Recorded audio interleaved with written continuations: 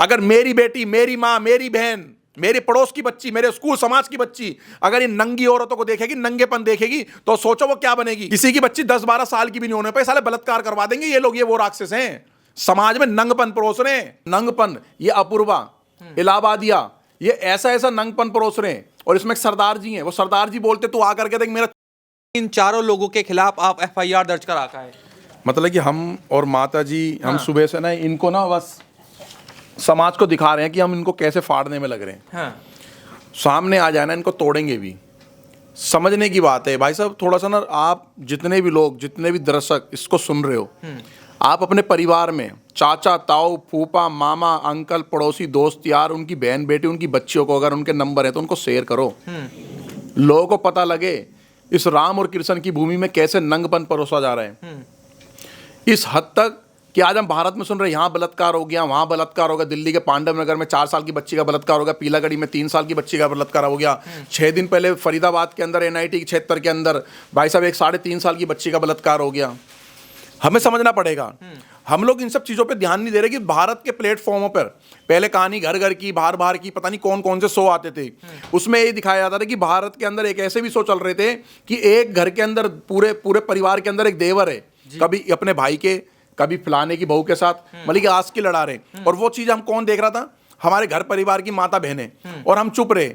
आज एक सा नंगपन, ये अपूर्वा, इलाहाबादिया, ये ऐसा ऐसा नंगपन परोस रहे हैं। और इसमें एक सरदार जी हैं, वो सरदार जी बोलते तू आकर के देख मेरा क्या चूस के देख भाई।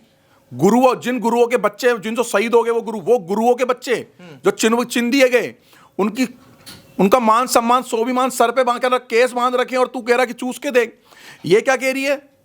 इसके शब्द सुने आपने कि अपनी माँ की देखी है। इससे मैं बोलना चाहता हूं, तूने कभी देखी है? अपनी माँ की देखी है तूने, या किसी और की देखी है तूने? देखती होगी है, क्योंकि ये उसमें रहती है, ये उस कम्युनिटी में रह रही है। और जैन जी वाले जो कमेंट करते हैं ना कि तेरे को क्या दिक्कत हो रही है, तेरे को क्या डर है, तेरे को क्या परेशानी हो रही है, भाई कोई बात नहीं। एक इसमें बोल रहा था ना कि जब तेरे पापा तेरी मम्मी के संग संबंध रात को कमरे में बनाए, कितने समझदार माँ बाप है तेरे कि कमरे में संबंध बना रहे हैं, और ये तेरे को बोल रहा है कि तू एक बार ज्वाइन करेगा क्या, तू ज्वाइन करके देखेगा क्या। एक इसमें बोल रहा है इंची टेप से नाप के देख 4 इंची का है कि 6 इंची का है, क्या करेगा क्या? ये जवाब भी दे दियो, करेगा तो लिखियो हाँ करूंगा, और अपना एड्रेस भी दे दियो। एक बार तुम्हारे तरह सोशल मीडिया के हम लोग वो हवाबाज नहीं है, ना वो पाउडर की बॉडी वाले हवाबाज हैं, ना बड़ी बड़ी गाड़ियों से उतर करके वो हवाबाजी वाली रील बनाते हैं। हम लोग धरातल पे काम करने वाले व्यक्ति हैं, गौ माता की सेवा करते हैं, बहन बेटी की रक्षा सुरक्षा करते हैं, देश धर्म के खिलाफ जो बोलता है उस पर चांटे बजी बजाते हैं हम लोग, जो इस हमारे सनातन धर्म के खिलाफ बोलता है उसको भी बैंड बजाते हैं। ठीक है, बहन बेटी छेड़ करके इस देश के खिलाफ करके कोई एक्टिविटी नहीं करके आएंगे, गांजा ड्रग्स हीरोइन ये सब चीजें नशा परोस के नहीं आएंगे। तेरे ऐसे गद्दारों, तेरे ऐसे समाज के गंद को समझो। हम लोग कहते हैं कि यार घुसपैठी आतंकवादी स्लीपर इस देश के गद्दार आतंकी देश में घुस गए। यार समाज में भी तो आतंकी यही हैं, इन लोगों को भी तो आतंकवादियों का नाम देना चाहिए। समाज के आतंकवादी जो दीमक के तरह खोखला कर रहे हैं समाज को। एक 16 साल की बच्ची ने अपना स्टेटमेंट दिया है, 4 महीने से ये शो देख रही थी मेरी बेटी, उसके बाप के हाथ पैर फूल गए कि मेरी 16 साल की बच्ची इन देश के समाज के आतंकियों को देख रही थी। और इस प्लेटफॉर्म पे कितने आतंकी आए, कितने बड़े बड़े इन्फ्लुएंसर, बड़े बड़े गायकार, ये सब हवाबाज जितने आए, राखी सावंत, दीपक कलाल जैसा गंद इन्होंने अपने प्लेटफॉर्म पे बिठाया। राखी सावंत कोई देश क्रांतिकारी है, दीपक कलाल कोई क्रांतिकारी है। दीपक कलाल और ये सब का देश धर्म की बात करते हैं। ये जितने भी इसमें आए इस शो के अंदर, और इस शो को जो चला रहे, जो ऑपरेट कर रहे हो, एजेंडा चल कहां से रहा है? बात यहां तक खत्म नहीं होती है। बात यहां तक खत्म होती है जब इस देश के हित के लिए, जैसे हम आवाज उठाएं या आप आवाज उठाओ या समाज के कोई भी बड़े बुजुर्ग माता बहनें इस देश के भलाई के लिए आवाज उठाएं, तो लेफ्टिस्ट, बांगपंथी, टुकड़े टुकड़े gang, JNU gang, Lutyens zone वाले गैंग वाले, ये सबके सब उसके खिलाफ बोलेंगे। लेकिन जब देश में कहीं ऐसा एक प्रोपेगेंडा बना करके प्लेटफॉर्म परोसा जा रहा है कि इस देश को खोखला कैसे करे, खत्म कैसे करे, तो वहां पर वो लेफ्टिस्ट बांगपंथी वहां चुप हो जाएंगे कि हाँ यहां नुकसान हो रहा है देश का, यहां नुकसान हो रहा है समाज का, यहां नुकसान हो रहा है अच्छे अच्छे परिवार का। अब समझ रहे हो, 16 साल के बाप ने उसकी रूह कांप गई भाई साहब कि जब उसने पता लगा मेरी बेटी तो चार महीने से ये शो देख रही थी, तो उसकी मानसिकता कैसे बदल गई। वो अपनी बेटी पे नजर बना करके बैठा है। आज वो अपनी बेटी का हाथ पकड़ करके स्कूल तक छोड़ के ला रहा है, और उस स्कूल के बाहर से हाथ पकड़ करके घर तक ला रहा है कि मेरी बेटी कहीं गलत ना चले जाए, कहीं मेरी बेटी किसी का शिकार ना हो जाए, जिहाद का या बलात्कारी का शिकार ना हो जाए। हर माँ, पत्रकार साहब, वो माँ जब इस बीन की वीडियो देखेगी कि एक मात्र सत्ती, हम कहते हैं मात्र सत्ती, अगर जब वो मात्र सत्ती एक माँ देखेगी कि मैंने तो अपने 4 बेटों, 2 बेटों और 1 बेटे, मेरे परिवार के तो 20 लड़के, 50 लड़के, 10 लड़के, 2 लड़के, 1 लड़के बॉर्डर पे रक्षा सुरक्षा के लिए भेज रखे, और यहाँ पर ये बॉर्डर के घर के लिए रक्षा सुरक्षा, और इस इसी देश में ये प्लेटफॉर्म कैसा चल रहा है। अगर मेरी बात समझ आ रही है तो कमेंट भी दे देना, अगर मेरी बात गलत तो गाली भी दे देना, मेरे को तुम्हारी गाली से फर्क नहीं पड़ रहा।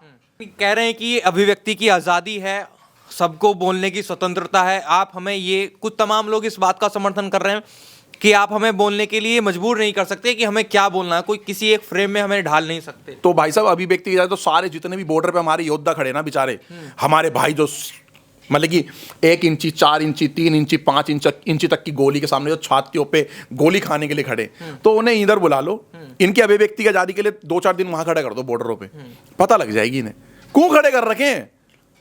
वहां वो देश को बचा रहे हैं, यहां देश के खोखला कर रहे हैं। कौन लोग हैं जो बोल रहे हैं? संसद भवन के अंदर जब साले वो ये आतंकी घुस गए थे, हैं, तब सोचो ना कितने आए थे। ये आए थे जेनजिंग वाले, आए थे सारे, ये बड़े सो कॉल जो स्मार्ट, बड़े बड़े पैसे वालों की औलाद, नाजायज औलाद, ये तब आए थे वहां पर जब अंदर वो आतंकवादी गोली चला रहे थे, जब नेता भी साले घुस घुस करके अंदर कुर्सी के नीचे बैठ गए थे, और तब छातियों पे गोली इस देश की वर्दियां खा रही थी। हमारे देश में वर्दियां बचा रही हैं। अगर वर्दियां वहां से चल दी ना जिस दिन, इनको पता लग जाएगा, या अभिव्यक्ति की आजादी का पता लग जाएगा। अभिव्यक्ति की आजादी का मतलब ये नहीं होता कि बाप का नाप ले, मां का देख ले, ये नहीं है अभिव्यक्ति की आजादी। अगर ये अभिव्यक्ति की आजादी है तो वहां कोर्ट, तेरे पे एफआईआर करी हमने, और मां बता अभिव्यक्ति की आजादी क्या होती है। कोर्ट के बाहर 5000 थप्पड़। अभिव्यक्ति की आजादी को मानने वाले, संविधान को, देश को मानने वाले 5000 थप्पड़ खाने के लिए तैयार है ना। बचने नहीं देंगे इन लोगों को। अगर आज ये बच गए ना, तो सोचो आने वाली जनरेशन कैसी हो जाएगी हमारी। ऐसे तो 100 चलने लगेंगे, 100 200 चलने लगेंगे। फिर तो हमारे जैसे लोग और हमारे जैसे जो भाई जो आज जो इनका विरोध कर रहे हैं, तो वो भाई साहब ऐसी गिनती में कम है। क्योंकि हमारे देश में ना, कॉलोनी में जो धर्म की बात कर रहा है ना एक बच्चा, बहन बेटी की रक्षा की, देश की सुरक्षा की और देश की वर्दियों की सम्मान की बात कर रहा है, उसकी पूछ नहीं होती है कॉलोनी में। उसकी पूछ होती है साला जो 200 करोड़ का, 300 करोड़ का, 100 करोड़, 5 करोड़, 10 करोड़ का हवाबाज होता है ना, उसकी पूछ होती है। क्योंकि उसके हाथ में 2 लाख का फोन होता है, उस सेकुलर के, उसके पैर में 20,000 का जूता, लिवाइस के कपड़े पहन करके, और हवाबाजी में थार BMW में निकलता है वो। उन लोगों की, उन कायर बुजदिलों की पूछ होती है हमारे देश में। एक कार्यकर्ताओं की और देशभक्त की पूछ नहीं होती है। अगर देशभक्ति की पूछ होती ना, तो भाई साहब हमारे देश में भगत सिंह, राजगुरु, सुखदेव जैसे ना भाई इस देश के लिए मर मिटे। और वो लोग कहते कि अभिव्यक्ति की आजादी, उनकी भी अभिव्यक्ति की आजादी दे दो ना आप। जो क्रांतिकारी इस देश के लिए लाखों करोड़ों मर गए, लाखों करोड़ों मर गए, अभिव्यक्ति की आजादी वाले राम मंदिर के समय क्यों नहीं आए? चले जाओ ना, काशी के समय पे चले जाओ ना, संभल चले जाओ ना। अभिव्यक्ति की आजादी तुम्हें नहीं दिख रही है? तुम्हारे ही तो मंदिर है वो भी, तुम भी तो सनातन धर्म को मानने वाले हो, या नहीं हो तो बता दो। चले जाओ ना आप वहां चले जाओ ना, अरे मथुरा चले जाओ ना, अभिव्यक्ति की आजादी है। मेरा नाम चले जाओ। अभिव्यक्ति की आजादी वालों ने तो प्रेमानंद जी की यात्रा रुकवा दी। प्रेमानंद जी की, प्रेमानंद जी को गांजा बेच रहे थे, कोई ड्रग्स बेच रहे थे, या ज्ञान दे रहे थे कि दारू पियो, हीरोइन लो, क्लब डिस्को बार में जाओ। प्रेमानंद जी ऐसा काम कर रहे थे क्या? प्रेमानंद जी को कहां बिठाल दिया? उन्हीं के मठ में बिठाल दिया कुछ ही लोगों ने। और जितने भी इस देश के अंदर गद्दार हैं, जो गद्दारी एक्टिविटी कर रहे हैं, जो स्मगलिंग कर रहे हैं, हर कॉलोनी, हर गली के अंदर साला गांजे की पुड़िया बिक रही है, उसके लिए कोई नहीं बोलेगा साला, उसके लिए कोई नहीं बोलेगा। भाई साहब, ये देश ना किसी के बाप की बबूती नहीं है, ठीक है? इस तरीके से ये सोच चलने नहीं देंगे, और चलने का अब तो चल भी नहीं रहा। अब ये खुद भागे भागे फिर रहे कि हमें नहीं पता था कि हमारे बच्चे ऐसे शो में भी जा रहे हैं। आज हम अपने परिवार में शकल नहीं, ट्यूटी भी कर रखा है उन लोगों ने। तो समझ आनी चाहिए यार, आंखें हैं, या यही आंखें ना अच्छी चीज़ देखेंगे ना तो माइंड में अच्छी चीज़ आती है। भगवान की तरफ देखो तो अच्छी चीज़ आती है, देश भक्तों की तरफ देखो तो और अच्छी चीज़ आती है। इसी देश के गद्दार की तरफ देखते ना तो गुस्सा भी आता है। तो तुम समाज के गद्दार हो, तो हमें तुम्हें देख देख कर गुस्सा आ रहा है। अगर ऐसे लोग और रहे ना, तो किसी की बच्ची 10-12 साल की भी नहीं होने पर साले बलात्कार करवा देंगे ये लोग। ये वो राक्षस हैं, समाज में नंगपन परोस रहे हैं।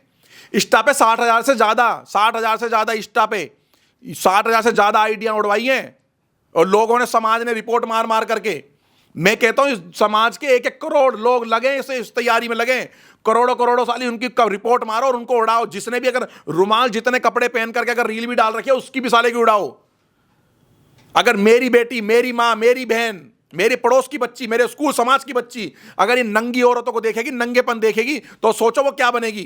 क्या हम इस देश में 25-30 साल 50 साल बाद योद्धा ला पाएंगे जिनकी भुजाओं में, जिनके माइंड में ताकत हो, महाराणा प्रताप, छत्रपति शिवाजी जैसी, जो सीमा पे जाकर खड़े हो जाएं? आ पाएंगे 50 साल बाद, 20 साल बाद मिल पाएंगे? बहुत बहुत मुश्किल। खरीदने पड़ जाएंगे, खरीदने बॉर्डरों पे खड़े करने के लिए। देश के अंदर खाते में तो वैसे ही बुरे हालात हैं। और अब मोदी जी, योगी जी, अमित शाह जी से बोलना चाहते हैं, राजनाथ जी से ही बोलना चाहते हैं, आप अपनी कुर्सी पे तो बैठे रहते हो, बड़े बड़े एसीओ में बैठे रहते हो, थोड़ा सा ध्यान एक बार इधर भी करो कि जिस तरीके से ये नंगपन परोसा जा रहा है, इसको इंस्टा को, फेसबुक को और जो भी आपके प्लेटफॉर्म है, ये सब यूट्यूब, इनको आप नोटिस भेजो और सुप्रीम कोर्ट में खड़ा करो। हमारे देश में ऐसा नहीं चलेगा। और नहीं चलाना तो हमें फेसबुक और इंस्टा की जरूरत नहीं है, यूट्यूब की जरूरत हमें नहीं है, हमारे देश को नहीं है भैया। तो बस, तो फिर इस देश का 130 करोड़ समाज, ना मुसलमान समाज चाहता है, ना क्रिश्चियन समाज चाहता है, ना मैं कह रहा हूँ हिंदू समाज चाहता है, ना सिख समाज चाहता है। क्या ज़रूरत है भाई साहब, क्या ज़रूरत है? कोई मुसलमान समाज चाहेगा कि मेरी बेटी ये सब देख करके, मेरी बेटी रुमाल जितने कपड़े, चड्डी बनियान पहन के घूमे?